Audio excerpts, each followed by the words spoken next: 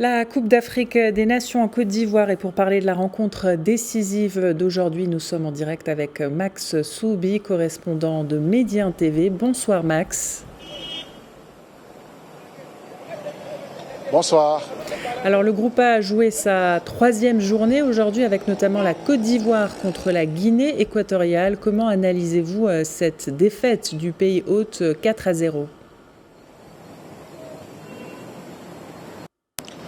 Au match d'ouverture contre la Guinée-Bissau, on pensait que, oui, vu l'enjeu avait tué le jeu, puisque la prestation des éléphants s'est faite en demi-teinte, mais ils ont quand même fini par l'emporter 2-0. Au deuxième match contre les Black Stars, contre les Super Eagles du Nigeria, 1-0.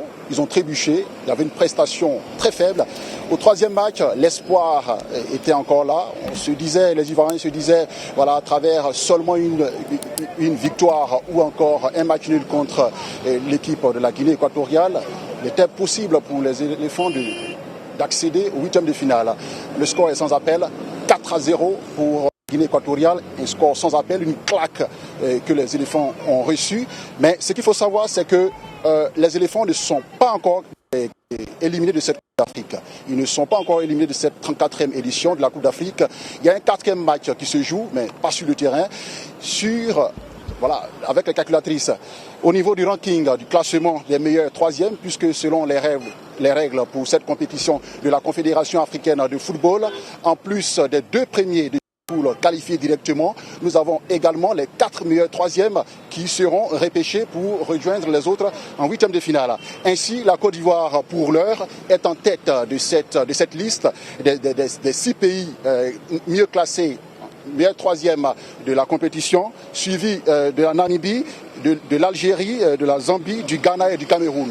C'est-à-dire que si dans ce tour, le troisième tour, si la Namibie ou l'Algérie ou encore la Zambie ou le Ghana et le Cameroun trébuchent, si 3 de ces 5 équipes que je viens de citer trébuchent, la Côte d'Ivoire aura son ticket pour les huitièmes de finale. Max, quelles seront les répercussions de la défaite de la Côte d'Ivoire sur le déroulement de la CAN ?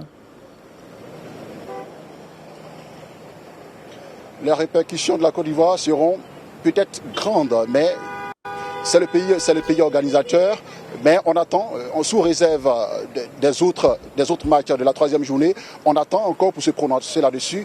Mais au niveau de la mobilisation des différents supporters, il faut noter que dans cette Coupe d'Afrique des Nations, nous avons le Mali qui a une forte communauté ici en Côte d'Ivoire. Nous avons également le Ghana qui a une forte communauté ici en Côte d'Ivoire. Le Burkina qui est encore dans la course, qui a également une forte communauté. Et la Guinée, le Sud de la Guinée a une forte représentativité ici à Côte d'Ivoire. Alors, ce public-là pourra accompagner, si je peux dire, la Côte d'Ivoire dans l'organisation de cette Coupe d'Afrique en mobilisant le maximum de supporters sur le terrain. On va attendre la fin de cette troisième journée pour se prononcer si effectivement les éléphants seront repêchés parmi les 4 meilleurs troisièmes de la compétition ou si ils ne font pas partie de cette shortlist-là et peut-être que le sort de 1984 va se répéter. On se rappelle, en 1984, lors de l'organisation de la première Coupe d'Afrique des Nations, la Côte d'Ivoire s'était faite éliminer au premier tour. Peut-être que le sort va se répéter. On attend la fin de la troisième journée pour se prononcer là-dessus. Oui, parlez-nous aussi de la rencontre Nigeria-Guinée-Bissau qui s'est soldée par une victoire du Nigeria 1-0.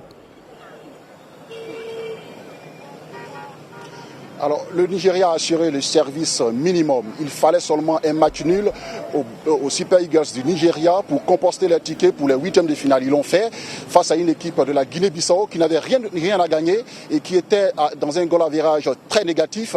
Alors, le Nigeria a assuré et sera au rendez-vous. Deuxième de la poule A sera au rendez-vous. Certainement, on jouera une grosse nation parce que selon le croisement de la Confédération africaine de football, les deuxièmes croiseront les premiers ou les deuxièmes. Alors, cette position du Nigeria est un avantage ou un inconvénient. On découvrira tout cela après la fin de la troisième journée de la Coupe d'Afrique des Nations. Merci Max Soubi pour tous ces détails, correspondant de Médien TV en direct de San Pedro.